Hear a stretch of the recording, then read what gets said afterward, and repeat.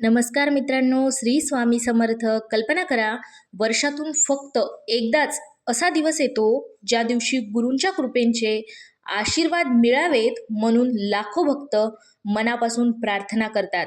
पण खूप कमी लोकांना माहिती असतं की गुरुपौर्णिमेच्या दिवशी हो मित्रांनो, फक्त 5 मिनिटे मनापासून केलेला हा साधा उपायही आपल्या जीवनात सकारात्मक बदल घडवू शकतो. असे अनेक धार्मिक परंपरेमध्ये मानले जाते.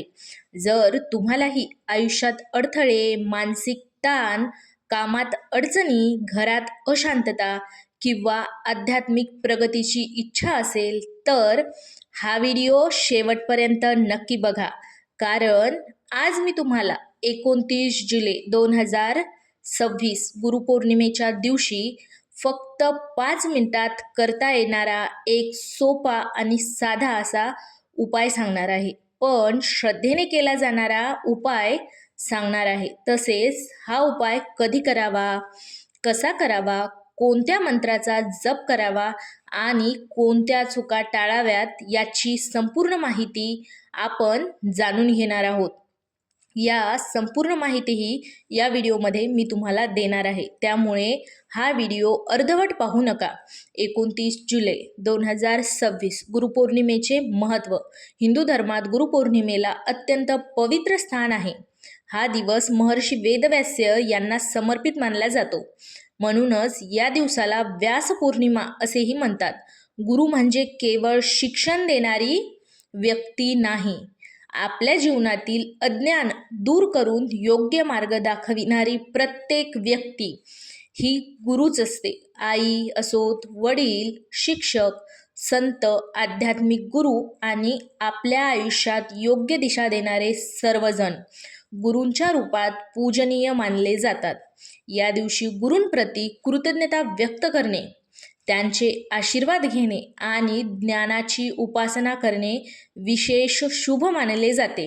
आता आपण जाणून घेऊया या व्हिडिओचा मुख्य भाग म्हणजेच मुख्य उपाय.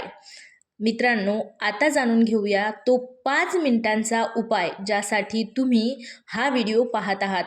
29 जुलै गुरुपौर्णिमेच्या दिवशी सकाळी लवकर उठून स्नान करून घ्यावे किंवा संध्याकाळी सूर्योदयानंतर शांत मनाने हा उपाय करा.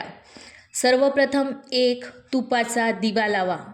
त्यानंतर हळदीच्या 7 अखंड गाठी घ्या किंवा हळदीच्या गाठी नसतील तर 7 चिमूट हळद घ्या.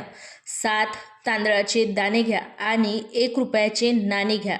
एका पिवळ्या कपड्यात ठेवा आणि आता त्या पोटलीवर उजवा हात ठेवून 11 वेळा ओम श्री गुरुभ्य नमः, ओम श्री गुरुभ्य नमः किंवा श्री स्वामी समर्थ या मंत्राचा जप करा.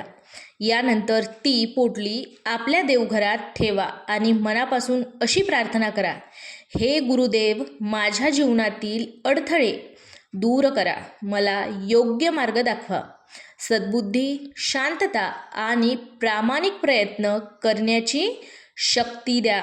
दुसऱ्या दिवशी ही हळद आणि तांदूळ एखाद्या झाडाच्या मुळाशी अर्पण करा आणि 1 रुपयाचे नाणे मंदिरातील दानपेटीत किंवा गरजू व्यक्तीला दान करा. अनेक भक्तांच्या श्रद्धेनुसार हा उपाय गुरूंप्रती कृतज्ञता व्यक्त करण्याचे आणि सकारात्मक संकल्प करण्याचे प्रतीक मानला जातो. यासोबत चांगले कर्म आणि प्रामाणिक प्रयत्न करणेही तितकेच महत्त्वाचे आहे. आता मित्रांनो, या व्हिडिओचा समारोप म्हणजे एवढाच. मित्रांनो, लक्षात ठेवा, हा उपाय कोणतीही जादू किंवा त्वरित परिणाम देणारा उपाय नाही. हा श्रद्धा, प्रार्थना, आत्मचिंतन आणि गुरूंप्रती कृतज्ञता व्यक्त करण्याचा एक आध्यात्मिक मार्ग आहे. नियमित चांगले कर्म करा आणि प्रामाणिक राहा किंवा प्रामाणिक प्रयत्न करा. यांच्यासोबतच अशी भक्ती अनेकांना मानसिक शांतता आणि सकारात्मकता देऊ शकते. जर तुम्हाला हा व्हिडिओ आवडला असेल तर लाईक करा आणि आपल्या मित्रपरिवारांसोबत हा व्हिडिओ नक्की शेअर करा. कमेंटमध्ये श्री स्वामी समर्थ किंवा श्री गुरुदेव दत्त लिहायला विसरू नका. आणि अशाच नवनवीन व्हिडिओला बघण्यासाठी आपल्या चॅनलला नक्की सबस्क्राईब करून बेल आयकॉन प्रेस करायला विसरू नका. धन्यवाद. श्री स्वामी समर्थ.